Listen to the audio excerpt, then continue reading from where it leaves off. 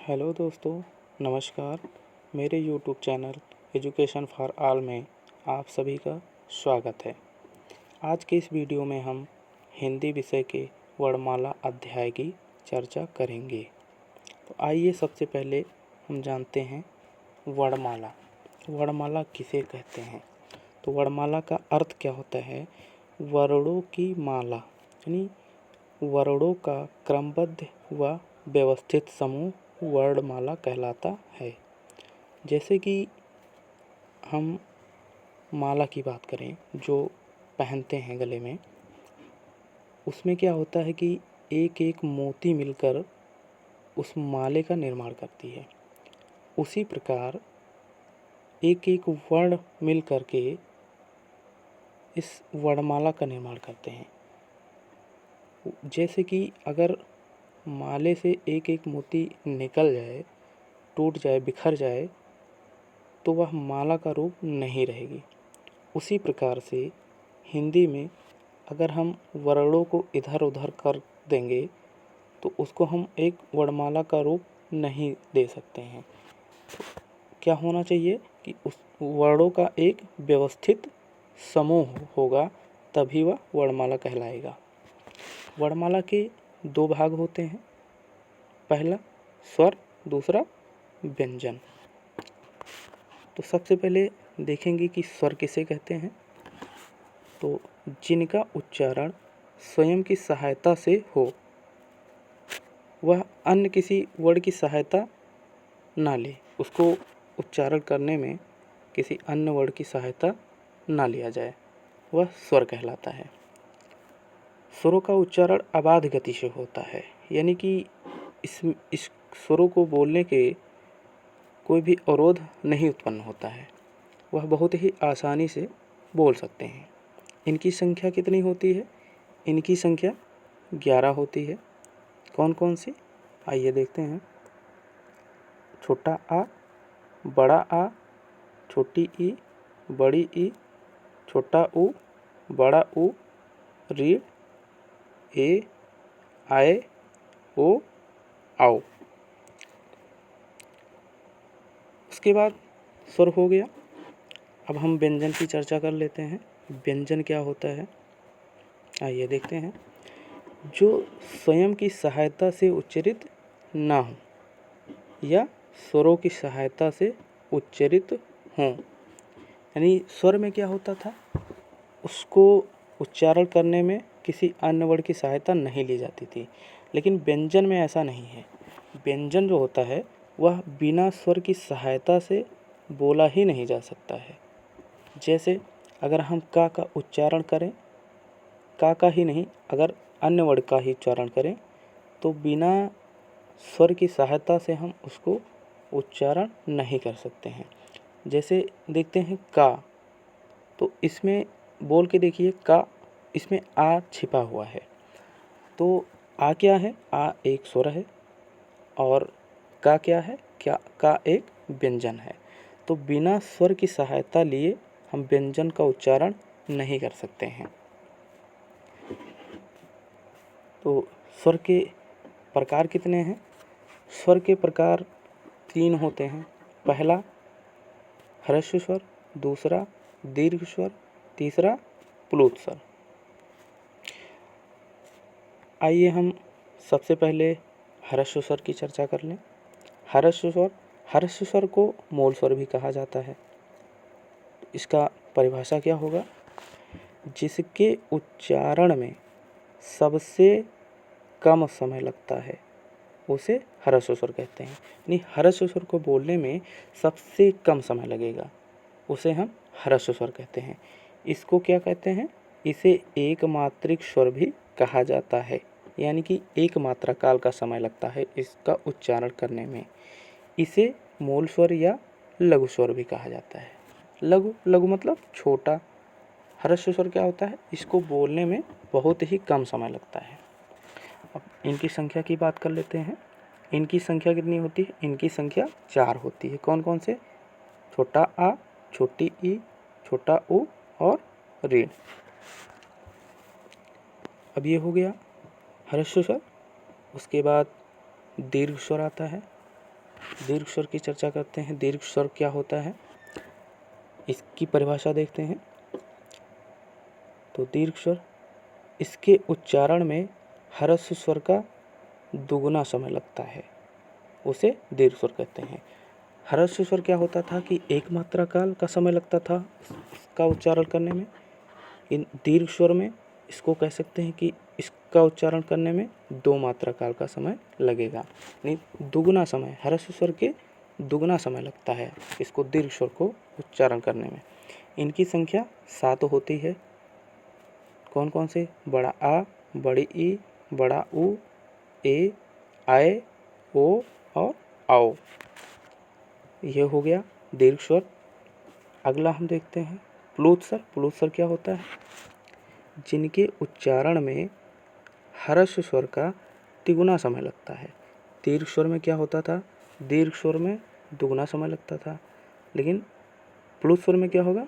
प्लुत स्वर में तिगुना समय लगेगा, उसे हम प्लुत स्वर कहते हैं। इसका एक इम्पोर्टेंट है, ये देख लेते हैं नोट में।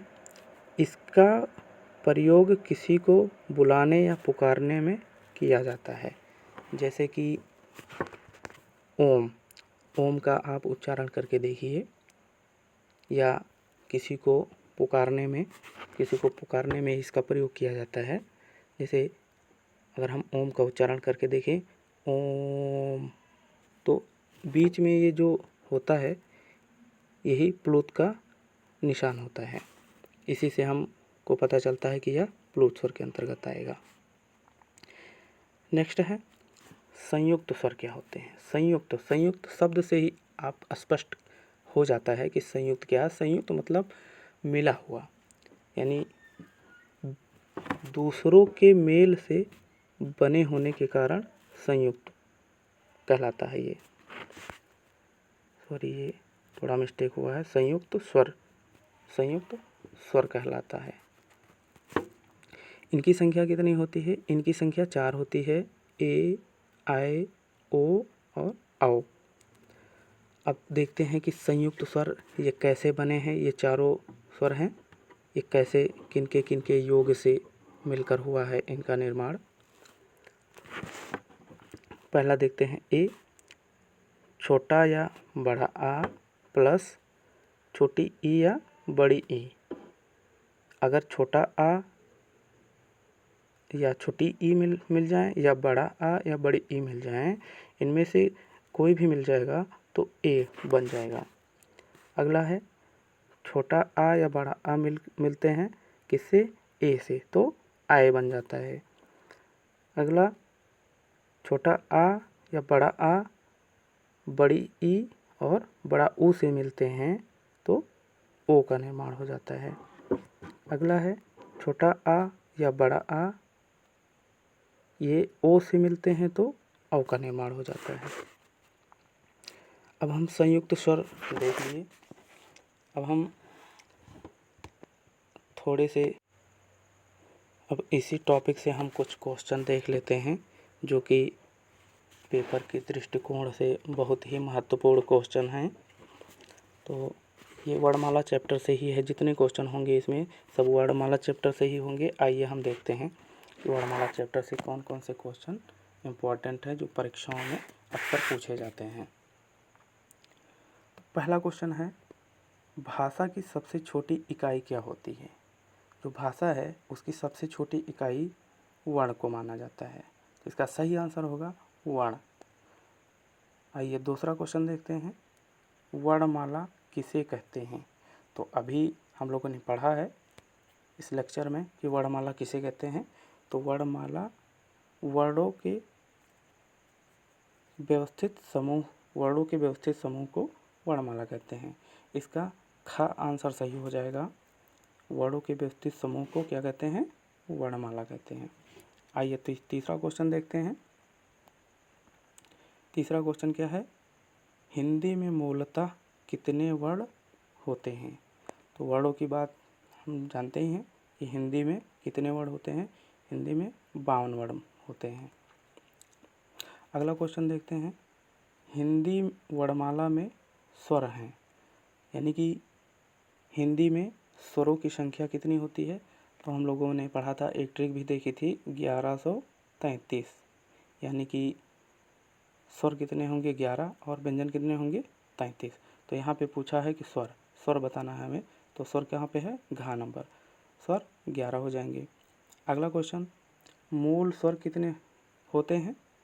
अब मूल स्वर की बात करते हैं कि मूल स्वर क्या होते हैं।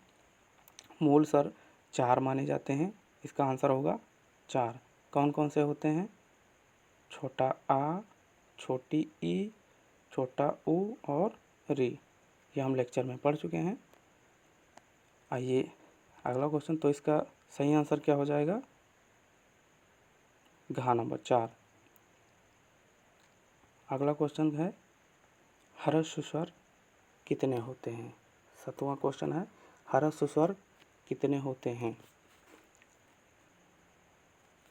सॉरी, एक क्वेश्चन छूट गया है, 6वां नंबर, स्वर के कितने भेद हैं? अब स्वर के भेद बताने हैं हमें कि कितने होते हैं। स्वर के भेद 3 होते हैं। कौन कौन से? हम लोगों ने पढ़ा है, ह्रस्व स्वर, दीर्घ स्वर और प्लुत स्वर, ये स्वर के भेद हैं। आइए अगला क्वेश्चन 7वां देखते हैं, ह्रस्व स्वर कितने होते हैं? ह्रस्व स्वर कितने होते हैं? ह्रस्व स्वर 4 होते हैं। अगला क्वेश्चन, हिंदी वर्णमाला में मूल व्यंजन कितने होते हैं? अभी जब हम स्वर का क्वेश्चन कर रहे थे कि स्वर कितने होते हैं, वहीं पे हमने जान लिया था कि व्यंजन कितने होते हैं। तो व्यंजन की संख्या कितनी है? 33। अगला क्वेश्चन, हिंदी वर्णमाला में मात्राओं की संख्या होती है। हिंदी वर्णमाला में जो 10 मात्राएं होती हैं, कौन कौन सी? बड़ा आ, छोटी ई, बड़ी ई, छोटा ऊ, बड़ा ऊ, रीढ़, ए, आए, ओ और आओ। ये 10 अक्षर हैं, इन्हीं की मात्राएं होती हैं हिंदी में। इनकी संख्या कितनी है? 10। आइए अंतिम प्रश्न इस लेक्चर का देखते हैं, दीर्घ स्वर कितने होते हैं? दीर्घ स्वर, जैसे इसमें बताना है कि दीर्घ स्वर कितने होते हैं। तो दीर्घ स्वर की संख्या कितनी है? 7। कौन कौन से? आइए देखते हैं कि दीर्घ स्वर कौन कौन से होते हैं। बड़ा आ, बड़ी ई, बड़ा ऊ, ए, आए, ओ और आओ। ये 7 जो स्वर हैं, ये दीर्घ स्वर के अंतर्गत आते हैं। धन्यवाद दोस्तों, यह वीडियो देखने के लिए। आप सभी लोग लाइक कर दीजिए और सब्सक्राइब भी कर दीजिए, इससे हम लोग का मोटिवेशन होगा। और नेक्स्ट लेक्चर लेकर हम जल्द ही मिलेंगे। ओके, जय हिंद।